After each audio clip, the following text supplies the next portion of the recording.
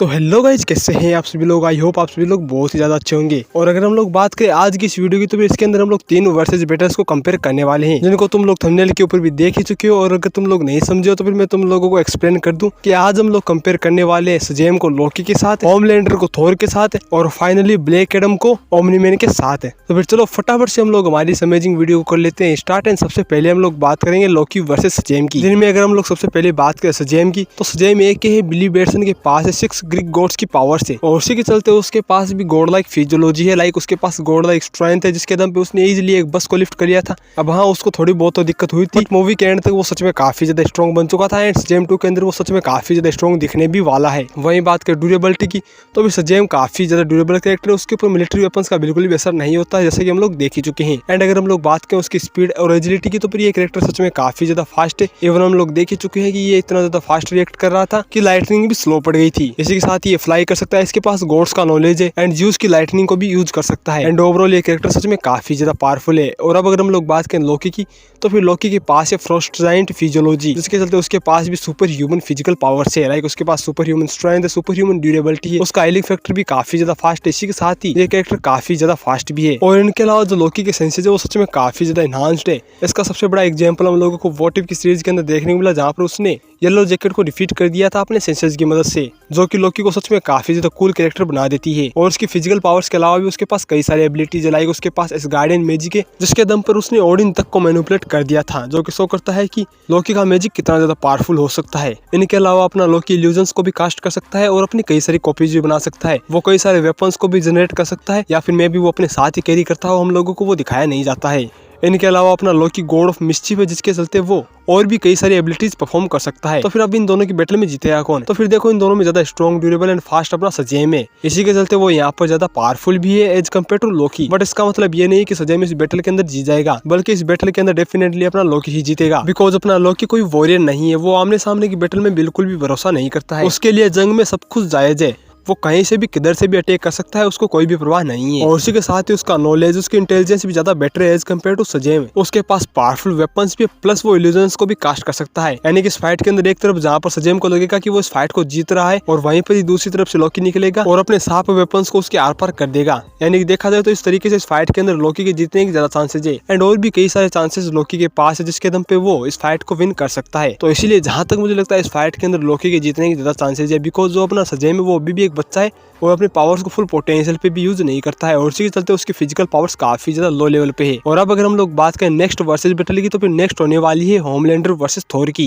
जिनमें अगर हम लोग सबसे पहले बात करें होमलैंडर की, तो फिर होमलैंडर एक ऐसा कैरेक्टर है जो कि सुपरमैन से इंस्पायर्ड है। यानी कि उसके पास जो फिजिकल पावर्स है वो भी सुपरमैन से रिलेटेड ही है, बट इनके बीच में जो पावर लेवल है उसका डिफरेंस काफी ज्यादा है। और दी बॉयज के अभी तक 3 सीजन निकल गए, बट अभी भी हम लोगों को होमलैंडर का ट्रू पोटेंशियल नहीं पता है, बिकॉज होमलैंडर को हाइप तो काफी ज्यादा किया जाता है। ये कैरेक्टर आसानी से पूरे अर्थ को डिस्ट्रॉय कर सकता है, पूरे अमेरिका को एक ही बार में डिस्ट्रॉय करने की ताकत रखता है।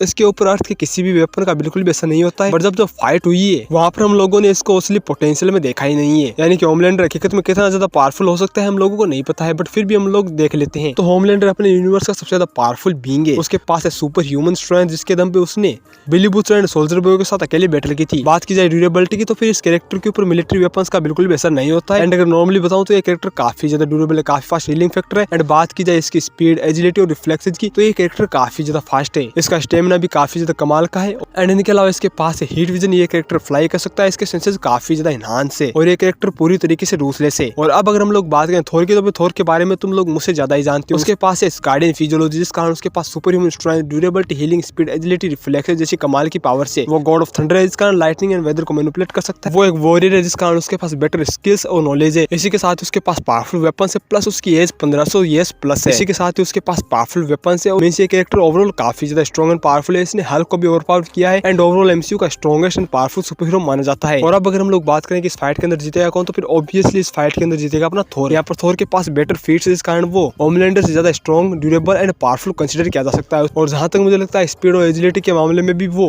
होमलैंडर को मैच करने वाले रिफ्लेक्सेस तो रखता ही है। बट जहां तक मुझे लगता है इस फाइट के अंदर रिफ्लेक्सेस का इतना बड़ा इश्यू नहीं होने वाला है, बिकॉज यहाँ पर थोर काफी ज्यादा पावरफुल कैरेक्टर निकल के आता है होमलैंडर के अगेंस्ट। इसी के साथ उसके पास ज्यादा पावरफुल वेपन है, प्लस वो गॉड ऑफ थंडर है, यानी कि इस फाइट के अंदर थोर के पास एडवांटेज ही एडवांटेज है। एंड होमलैंडर का कोई भी अटैक यहाँ पर थोर को टच फेमस भी नहीं कर पाएगा। एंड ओवरऑल इस फाइट के अंदर अपना थोर विन कर जाएगा। और होमलैंडर बेशक अपने यूनिवर्स में काफी ज्यादा पावरफुल है, बट जो अपना थोर है वो एक ऐसा कैरेक्टर है जो पूरे पूरे बॉयज यूनिवर्स के साथ ही सोलो करने का दम रखता है, यानी कि होमलैंडर का जीतने का कोई भी चांस नहीं है। और अब अगर हम लोग बात करें अपनी फाइनल बैटल की, जो कि सच में काफी ज्यादा इंटरेस्टिंग होने वाली है, जो कि है black Adam versus omni man की।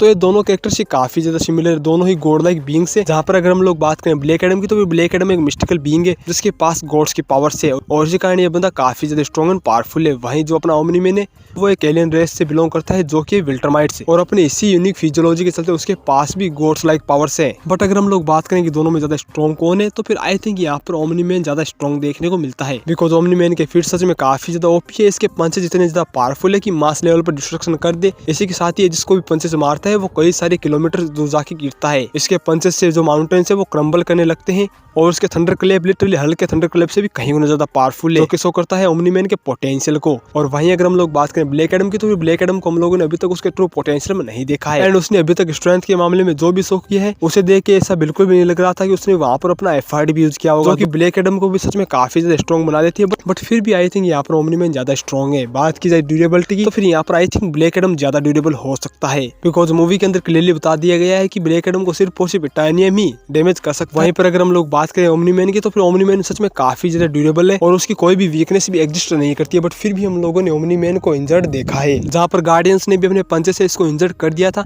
एंड और भी कई टाइम पे हम लोगों को इसको डैमेज देखा है। बट एक बात कंसिडर कर दूं कि जिन भी बीइंग्स ने इसको डैमेज किया है वो एटलीस्ट इतने ज्यादा स्ट्रॉन्ग थे पूरी जैसे की टीम को एक साथ सोलो कर ले। मींस ओमनी मैन की ड्यूरेबिलिटी सच में काफी ज्यादा हाई है। बट हम लोगों ने ब्लैक एडम को बिना वीकनेस के इंजर्ड नहीं देखा है, तो फिर आई थिंक ब्लैक एडम के पास थोड़ा अपर हैंड है। बात की जाए स्पीड, एजिलिटी एंड रिफ्लेक्सेस की, तो फिर यहाँ पर भी ब्लैक एडम के पास अपर हैंड है, बिकॉज ब्लैक एडम के रिफ्लेक्सेस इतने ज्यादा फास्ट है कि ऐसा लग रहा था कि वो टेलीपोर्ट कर रहा है। इवन ये कैरेक्टर आफ्टर इमेजेस भी क्रिएट कर रहा था। इसी के साथ ही इसके सामने कई बार लाइटनिंग भी फ्रीज हो गई थी। वहीं ओमनी मैन भी फास्टर देन लाइट है, बट वो सिर्फ ट्रैवलिंग स्पीड में ही फास्टर देन लाइट है, ना कि रिफ्लेक्सेस के मामले में। बट फिर भी उसके रिफ्लेक्सेस काफी ज्यादा कमाल के हैं। But I think black Adam के पास अपर हैंड रहेगा। स्टेमिना के मामले में भी यहाँ पर ब्लैक एडम के पास अपर हैंड रहेगा। और अगर हम लोग बात करें एक्स्ट्रा एबिलिटीज की, तो फिर यहाँ पर ब्लैक एडम के पास एक गॉड्स का नॉलेज है। हम लोगों ने देख रखा है ब्लैक एडम ने उठते ही इंग्लिश को सीख लिया था। ब्लैक एडम का नॉलेज ज्यादा बेहतर है। इसी के साथ ही ब्लैक एडम के पास है पावरफुल लाइटनिंग, जो कि इतनी ज्यादा पावरफुल है कि उसने एंसेंट कंदाक को पूरी तरीके से डिस्ट्रॉय कर दिया था। और इनके अलावा अपना ब्लैक एडम फ्लाई भी कर सकता है। और अब अगर हम लोग बात करें ओमनी मैन की एक्स्ट्रा एबिलिटीज की,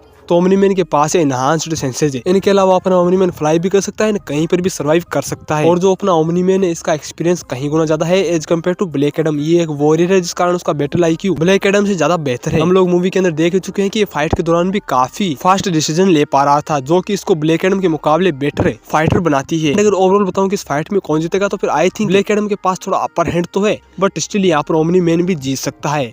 और जहां तक मुझे लगता है इस फाइट के अंदर कोई भी जीत सकता है। ओमनी मैन ज्यादा स्ट्रॉन्ग है, जिसके चलते वो ब्लैक एडम को कई गुना ज्यादा पावरफुल पंचेज मारेगा। वहीं अपना ब्लैक एडम ज्यादा फास्ट है, जिस कारण वो ओमनी मैन के हर एक अटैक्स को डॉज करके उसको ज्यादा इंजर्ड कर सकता है। वहीं ब्लैक एडम के पास एक्सपीरियंस भी बहुत ही ज्यादा है, और उसका बैटल IQ भी ज्यादा बेहतर है, जिस कारण वो ब्लैक एडम को बीट करने का कोई ना कोई तरीका निकाल ही लेगा। जिस कारण आई थिंक इस फाइट के अंदर कोई भी जीत सकता है। अब तुम लोग मुझे कमेंट्स के अंदर बताओ कि तुम लोगों को क्या लगता है, बिकॉज मैं तो काफी ज्यादा कंफ्यूज हो चुका हूँ कि इन दोनों में से कौन जीतने वाला है। तो फिर आई होप तुम लोगों को आज की ये वीडियो पसंद आई होगी, एंड मेरे आज के डिसीजंस भी तुम लोगों को पसंद आए होंगे। अगर तुम लोगों को आज की वीडियो पसंद आई है, तो फिर वीडियो को लाइक एंड चैनल को सब्सक्राइब कर दो। एंड अगर तुम लोगों को मेरी वीडियो के अंदर कोई भी गलती लगी हो, तो फिर तुम लोग कमेंट्स के अंदर बता सकते हो। और फाइनली आज के लिए बस इतना ही। मैं मिलूंगा तुम लोगों को एक और अमेजिंग वर्सेस बैटल के साथ। अभी के लिए टाटा बाय बाय।